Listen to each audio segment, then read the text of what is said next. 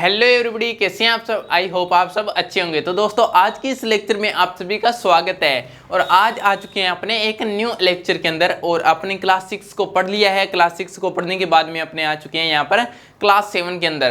तो दोस्तों आज के इस लेक्चर की हम शुरुआत कहाँ से करेंगे। आज के इस लेक्चर की शुरुआत करने जा रहे हैं यहाँ पर अपने पॉलिटी को लेकर चल रही हैं। क्लास 7 के अंदर आ चुके हैं, 6 को अपने यहाँ पर पढ़ लिया है। तो क्लास 7 के अंदर ये पॉलिटी का फर्स्ट चैप्टर है समानता इक्वलिटी।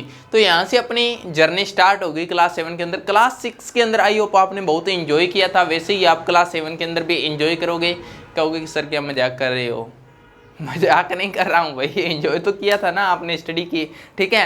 तो दोस्तों आज हम यहाँ पर ये जानेंगे चैप्टर फर्स्ट के समानता के बारे में जानेंगे। समानता क्या होती है, इक्वलिटी कैसी होती है। आप घर के अंदर भी समानता कहते हो ना कि मम्मी भेदभाव क्यों होता है, लड़कियों को ये समान कम मिलता है, लड़कों को ज़्यादा मिलता है, ये बातें भी करते हो ना यहाँ पर। तो अपने क्लास 6 के अंदर सेकंड चैप्टर अपने वैसे भी पढ़ ही लिया था भेदभाव के बारे में। तो भेदभाव के बारे में वहाँ पर जान लिया था एंड यहाँ पर समानता के बारे में जान लेंगे। क्लास 6 के अंदर जाना था समानता के बारे में, पर आपने थोड़ा जाना था। यहाँ पर बहुत अच्छे से जान लेंगे भारतीय लोकतंत्र में समानता के बारे में। ये जो है अपने अच्छे से जानते हुए चलेंगे।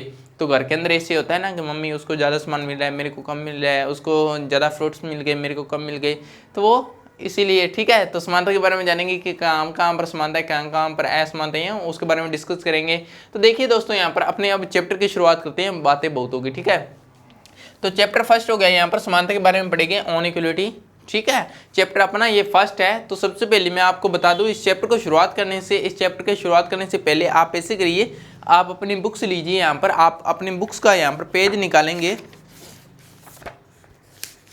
ये जो आपके यहाँ पर पेज दिया हुआ है, सबसे पहले आप ये पेज निकालिए, पेज नंबर 3, ठीक है। तो देखिए दोस्तों यहाँ पर जो पेज है यहाँ पर, ठीक है, इस पेज को आप यहाँ पर ध्यान से देख लीजिए। ऊपर यहाँ पर लिखा है समानता, भारतीय लोकतंत्र में समानता, ठीक है। ये पेज है, पहले इंडेक्स दिया हुआ है आपके चैप्टर का एंड नेक्स्ट पेज है यहाँ पर इकाई फर्स्ट लिखा हुआ है और भारतीय लोकतंत्र में समानता शिक्षकों के लिए। ये चीज़ उन्हें बताई जाती है, जैसे कोई भी शिक्षक है जो पढ़ा रहा है तो उसको बताई जाती है कि इस चैप्टर के अंदर क्या होगा, कैसे अपने को लेकर चल रहे हैं, ठीक है। उसके बारे में ये पूरा पेज होता है शिक्षकों के लिए, पर पढ़ता कोई नहीं है, पढ़ाता कोई नहीं है, ठीक है। अपने सब कुछ पढ़ते हुए चलेंगे, वो टेंशन मत लीजिए। तो इसके अंदर दोस्तों क्या दिया हुआ है वो आपको यहाँ पर मैं समझा देता हूँ। जैसे पहली बात तो ये है कि ये जो अपना फर्स्ट चैप्टर है, फर्स्ट चैप्टर प्लस जो आपका 9 चैप्टर है, ये साथ में इंक्लूड है, ठीक है। फर्स्ट चैप्टर प्लस यहाँ पर जो आपका 9 नंबर चैप्टर होगा यहाँ पर समानता के लिए संघर्ष, जैसे समानता के बारे में यहाँ पर जान लेंगे। और 9 चैप्टर के अंदर है यहाँ पर समानता के बारे में संघर्ष, ठीक है। तो ये अपना 9 चैप्टर इसके साथ में ऐड हुआ है, पर वो आपका इससे अलग कर दिया है इकाई से।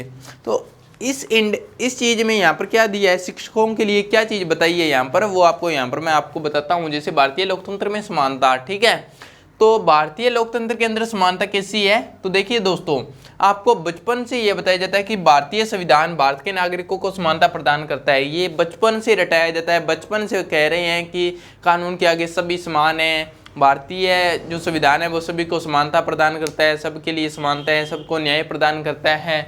लेकिन वास्तविक जीवन में समानता इससे कोसों दूर है, ये आप भी जानते हो। वास्तविक जीवन में जैसे कोई भी गुंडागर्दी हो जाती है या कुछ भी हो जाता है तो जो पैसे वाले होते हैं वो निकल जाते हैं एक्चुअली के अंदर, तो समानता वहाँ पर काम पर चली जाती है उस समय। ये बुक्स के अंदर अपने बचपन से पढ़ते आ रहे हैं कि भारतीय संविधान भारत के नागरिकों को समानता प्रदान करता है, पर एक्चुअली के अंदर ऐसा नहीं है, ठीक है।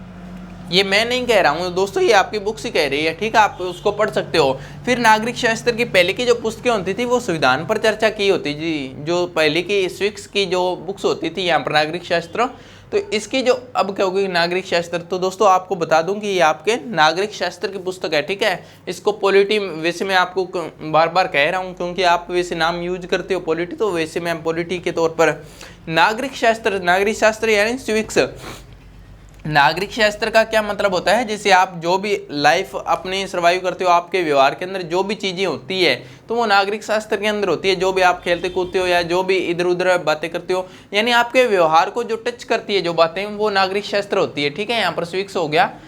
तो नागरिक शास्त्र की जो पहले की पुस्तकें होती थी उसके अंदर संविधान के ऊपर चर्चा की होती थी, ठीक है। आप भी पहले देखोगे कि आप अपनी बहन से या किसी से पूछोगे तो जो पहले की बुक्सें होती थी वो एक तो इतनी मोटी मोटी होती थी और उसके अंदर सारा संविधान के बारे में, सारा सरकार के बारे में, सारा रोल मोल ऐसे चलता था। लेकिन जो अब की पुस्तकें हैं, अब की पुस्तकें वास्तविक जीवन पर है। आपने क्लास 6 के अंदर पढ़ा था, सारी की सारी बुक्स संविधान के बारे में कुछ भी नहीं आया, ठीक है, संविधान के बारे में कुछ भी नहीं आया। 1-2 चैप्टर आए थे वो हल्के फुल्के, उसके अंदर गवर्नमेंट के बारे में हल्का फुल्का बताया गया था, बाकी सारे आपकी लाइफ के ऊपर थे। हम कैसे जीते हैं, खेलते हैं, भेदभाव कैसे होता है, असमानता कैसे, तो आपके सारी जीवन पर थी। तो वैसे ये बता रहा है कि लेकिन अब के लोगों के वास्तविक जीवन पर है ये सारी पुस्तकें, जो आपका वास्तविक जीवन है, जैसे आप खेलते कूदते हो तो उसके ऊपर ये पुस्तकें हैं। फिर देखिए, असमानता को मिटाना एक बड़ा मुद्दा है, ठीक है। असमानता भारत के अंदर ही नहीं पूरे विश्व के अंदर है, भारत के अंदर ही नहीं पूरे विश्व के अंदर। ये देखिए पूरे विश्व स्तर में फैला है असमानता, ऐसे नहीं कि इनइक्वालिटी अपने अकेले इंडिया में ही है, पूरे विश्व स्तर में ये फैला हुआ है। तो वहाँ से इसको मिटाना एक बड़ा मुद्दा है, ठीक है। एग्जाम्पल के तौर पर देख लीजिए, जैसे अमेरिका के अंदर अफ्रीकी अमेरिकन के साथ में भेदभाव होता है, रंग भेद की नीति अपनाई जाती है अमेरिका के अंदर भी, तो उसके बारे में अपने यहाँ पर डिस्कस करेंगे, ठीक है दोस्तों। तो ये आपका पहले इसके अंदर मैंने आपको बता दिया कि इस चैप्टर के अंदर क्या क्या है, ये चीज़ें इस चैप्टर के अंदर यहाँ पर दी हुई है। तो फर्स्ट पार्ट के अंदर अपने यहाँ पर ये क्लियर कर लिया कि शिक्षकों के लिए क्या आदेश थे, क्या चीज़ें बताई गई है शिक्षकों के लिए, वो आपसे शेयर करूँ, आपको मैं बताऊँ। तो दोस्तों ये आपने समझ लिया। अब अपने चलते हैं नेक्स्ट पार्ट के अंदर, उसके अंदर अपने इंट्रोडक्शन देखते हैं। तो दोस्तों अपने इससे पहले के पार्ट में अपने डिस्कस कर लिया है कि इस चैप्टर के अंदर अपने क्या क्या पढ़ेंगे। तो इस चैप्टर के अंदर वो अपने पहले शिक्षकों के लिए अपने डिस्कस किया था, लेकिन अब अपने डिस्कस करते हैं यहाँ पर कि इस चैप्टर के अंदर हमें क्या पढ़ना है, ठीक है। इस पार्ट के अंदर अपने ये डिस्कस करते हैं कि इंट्रोडक्शन, यानी इस चैप्टर में अपने क्या पढ़ने वाले हैं। इस चैप्टर का इंट्रोडक्शन दे रहा हूँ अब मैं, ठीक है। पहले वो था, वो बुक का था, वो अब इस चैप्टर का देखिए। यहाँ पर इंट्रोडक्शन क्या है इस चैप्टर के अंदर, समानता के बारे में, कि भारत एक लोकतांत्रिक देश है। दोस्तों आप जानते हो कि भारत एक डेमोक्रेटिक कंट्री है, ठीक है। डेमोक्रेटिक कंट्री क्या होती है, वैसे तो मैंने क्लास 6 के अंदर बताया था, लेकिन दोबारा से यहाँ पर बता देता हूँ कि क्योंकि यहाँ पर कई स्टूडेंट ऐसे भी है ना, जैसे कोई यूपीएससी या कोई प्रिपरेशन नहीं कर रही हैं, वो सीधे क्लास को देखते हुए चल रहे हैं, तो इसलिए मैं ये दोबारा यहाँ पर रिवाइज कर देता हूँ। लोकतांत्रिक देश का मतलब दोस्तों क्या होता है, यहाँ पर लोग आ रहे हैं ना यहाँ पर, तो लोग यानी लोगों का जहाँ पर शासन होगा तो वो क्या होगा, लोकतांत्रिक देश होगा, ठीक है। जहाँ पर लोगों का शासन होगा वो लोकतांत्रिक देश होगा, यानी कि लोगों के द्वारा जहाँ पर सरकार चुनी जाएगी तो वो क्या होगा, यहाँ पर लोकतांत्रिक देश होगा। जहाँ पर वोट पड़ते हैं तो वो कौन से देश होते हैं, लोकतांत्रिक देश होते हैं। और तो कहेंगे बाकी सर कौन कौन से होते हैं, तो एक राजतंत्र होता है, एक तानाशाह होता है। राजतंत्र के अंदर राजा होता है, राजा को चुनने के लिए आप देखते हो कि राजा को चुनने के लिए कोई वोट वगैरह नहीं डालते हैं। अब राजा का पुत्र है तो वो ही आगे राजा बन जाएगा, तो वो वैसे होता है, ठीक है। तानाशाह वो होता है जो किसी को, जैसे राजा है तो राजा को किसी मार कर आप राजा बन जाए, किसी की हत्या कर तो वो तानाशाह होता है, यानी अपने बल के ऊपर बन जाए तो वो तानाशाह होता है। और लोकतांत्रिक देश वो होता है जहाँ पर लोगों का शासन होता है, जैसे ये सरकार चुनते हैं, यहाँ पर वोट पड़ता है, तो वो कौन सा होता है, लोकतांत्रिक देश। तो दोस्तों आपने ये समझ लिया कि भारत एक लोकतांत्रिक देश है, यानी डेमोक्रेटिक कंट्री है, ठीक है। फिर देखिए क्लास 6 के अंदर आपने यहाँ पर पढ़ा था कि लोकतांत्रिक सरकार के मुख्य तत्व क्या होते हैं। तो आपने क्लास 6 के अंदर लोकतांत्रिक सरकार के मुख्य तत्वों के बारे में पढ़ा था। एक बार और दोबारा से रिवाइज कर देता हूँ, मैं इसको आपको याद करवा देता हूँ। मुख्य तत्व कौन से होते हैं लोकतांत्रिक सरकार के मुख्य तत्व, यानी की एलिमेंट्स। की का मतलब क्या होता है, चाबी, ठीक है। चाबी, एलिमेंट्स यानी तत्व, की एलिमेंट्स किसके, लोकतांत्रिक, यहाँ पर लोकतांत्रिक सरकार के, यानी जो लोकतांत्रिक सरकार की है, लोकतांत्रिक सरकार है उसकी चाबी क्या है, मेन बात ये समझिए। तो उसके मुख्य तत्व क्या है, तत्व का मतलब जैसे अपने शरीर के अंदर हाइड्रोजन, कैल्शियम, मैग्नीशियम ये होते हैं ना तत्व, तो वैसे लोकतांत्रिक सरकार की ये मुख्य तत्व की एलिमेंट्स क्या है। तो देखिए यहाँ पर सबसे पहले लोगों की भागीदारी, लोगों की भागीदारी, अगर ये चीज़ें नहीं होगी तो वो सरकार लोकतांत्रिक नहीं कहलाएगी। ये चाबी है उसकी, ठीक है। ये चाबी यहाँ पर कौन सी है, लोगों की भागीदारी, जिसके अंदर लोग भागीदार होंगे वो कौन सी होगी, लोकतांत्रिक सरकार होगी। भागीदार का मतलब पार्टिसिपेट करे, वोट के द्वारा करे, आंदोलन करके करे, चाहे सरकार को बनाए चाहे सरकार को हटाए, यानी लोगों की भागीदारी होनी चाहिए, तो वो लोकतांत्रिक सरकार होगी। फिर संघर्षों का शांतिपूर्ण समाधान, अब देखते हो जितने भी संघर्ष होते हैं, जितने भी आंदोलन होते हैं, जो भी होता है उसका समाधान भी होता है, ठीक है। चाहे वो शांतिपूर्ण हो चाहे कैसे भी है, उसका समाधान भी किया जाता है, ठीक है। तो दूसरा तत्व हो गया। थर्ड था यहाँ पर समानता और न्याय, कि लोकतांत्रिक सरकार के अंदर क्या होगी, सभी के लिए समानता होगी। लोकतांत्रिक सरकार का मतलब क्या होता है, लोकतांत्रिक मतलब लोगों का शासन, सभी लोग वोट डालते हैं तो सभी की वैल्यू तो समान है, तो वहाँ पर वैल्यू समान है तो ये समानता होगी, चाहे वो अमीर हो चाहे गरीब हो तो वो एक बराबर होंगे और न्याय होगा। ठीक है, जहाँ पर समानता होगी वहाँ पर न्याय तो ऑब्वियसली यहाँ पर होना ही है। ठीक है, यहाँ पर समानता है तो न्याय भी होगी। अब मान लो कि किसी ने अपराध किया है तो जो मुकेश अंबानी को दंड मिलेगा वही एक गरीब को भी मिलेगा और दोनों को बराबर होगी, इक्वलिटी होगी, यहाँ पर कोई दिक्कत नहीं है। तो ये क्लास 6 के अंदर आपने यहाँ पर स्टडी की थी लोकतांत्रिक सरकार के मुख्य तत्वों के बारे में, ये आपने जाना था। ठीक है, ये मैंने रिवाइज कर दिया। फिर देखिए समानता लोकतंत्र की मुख्य विशेषता होती है। समानता लोकतंत्र की मुख्य विशेषता कैसे हो सकती है दोस्तों?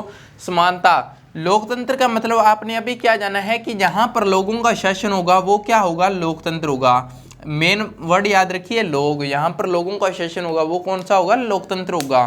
तो अब लोगों का शासन है, अब वोट डालने के लिए जाते हो तो वोट डालने के लिए जाते हो, एक वोट डालती है आपकी मदर एंड एक वोट डालता है आपके फादर, और एक मान लो कि आप उनके बेटे हो तो एक वोट डालते हो आप, वैसे आप शायद डालते हो अगर आपकी एज है तो, अगर वोट डालते हो तो एक आप हो। ठीक है, तो सभी की एक वैल्यू है। यहाँ पर एक वोट ही आपकी मदर डाल रही है, एक वोट ही आपके फादर डाल रहे हैं, एक ही आप डाल रहे हो, तो ये एक ही वैल्यू है। ऐसे तो नहीं भी ये एक वोट है आपकी मदर का, इसका वैल्यू है यहाँ पर 5 रुपये, आपके फादर की फॉर एग्जांपल मान लीजिए आपके फादर है जो इसके वोट की वैल्यू है यहाँ पर 10 रुपये और आपके वोट की वैल्यू है यहाँ पर 3 रुपये। ऐसे तो नहीं है, यहाँ पर कुछ नहीं है, सभी की वैल्यू क्या है? समान है, चाहे छोटा है चाहे बड़ा है, चाहे महिला है चाहे पुरुष है, चाहे गरीब है, चाहे किसी गरीब से पूछना उसकी भी वैल्यू इतनी ही होगी। ठीक है, वोट की।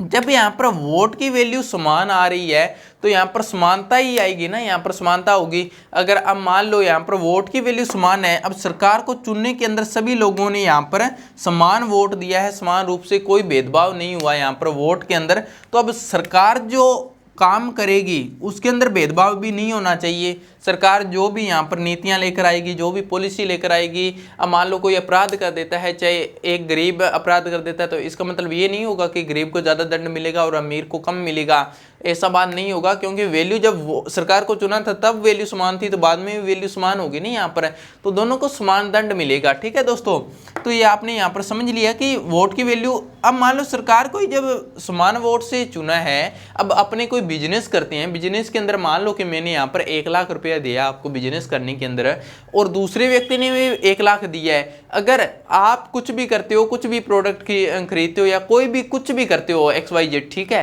तो जितना हक उस व्यक्ति का होगा उतना ही मेरा होगा और उतना ही आपका होगा, तीनों का सेम होगा यहाँ पर। ठीक है, तो वैसे यहाँ पर भी अमीर का भी सेम होता है, गरीब का भी सेम होता है, सभी का सेम होता है। जो भी पॉलिसी वगैरह आती है, जो भी दंड करता है, तो यहाँ पर मेन बात आ जाती है समानता होगी। ठीक है, यहाँ पर समानता, और यहाँ पर क्या है? ये समानता है। ठीक है, समानता वर्ड एक मेन आ गया। तो समानता क्या है? लोकतंत्र की मुख्य विशेषता है। आप यहाँ पर समझ गए कि मुख्य विशेषता किस प्रकार से है यहाँ पर।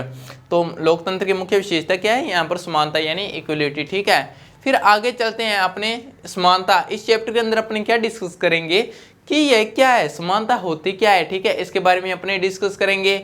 आवश्यक क्यों है, अपने ये भी जानेंगे कि जो समानता है वो क्या जरूरी है, आवश्यक क्यों है, किस लिए आवश्यक है, इसकी नीड क्यों है अपने को। फिर भारत में सब समान है या नहीं, इसके बारे में भी अपने डिस्कस करेंगे। भारत में ये सब समान है या नहीं, अपने भारत में नहीं अपने पूरे विश्व में देखेंगे कि विश्व में समान है या नहीं। तो इस पूरे के अंदर अपने इस चैप्टर के अंदर ये पूरा डिस्कस करते हुए चलेंगे, ये सारा अपने समझते हुए चलेंगे। ठीक है दोस्तों, इसके अलावा और भी आपको बहुत सी चीज़ें बताई जाएगी यहाँ पर और बहुत डीप में जाकर समझाएंगे। कोई बात नहीं, आपका लेक्चर लंबा हो जाएगा पर आपको समझ में आएगा और आप जब आपको कोई कंपटीशन की तैयारी करोगे तब आपको कोई प्रॉब्लम नहीं आएगी। वैसे भी अपने यूपीएससी के बेस पर ये करने हैं तो आपको कोई प्रॉब्लम नहीं आएगी। ठीक है दोस्तों, तो ये सब अपने इस चैप्टर के अंदर डिस्कस करेंगे। अब चलते हैं अपने नेक्स्ट पार्ट के अंदर।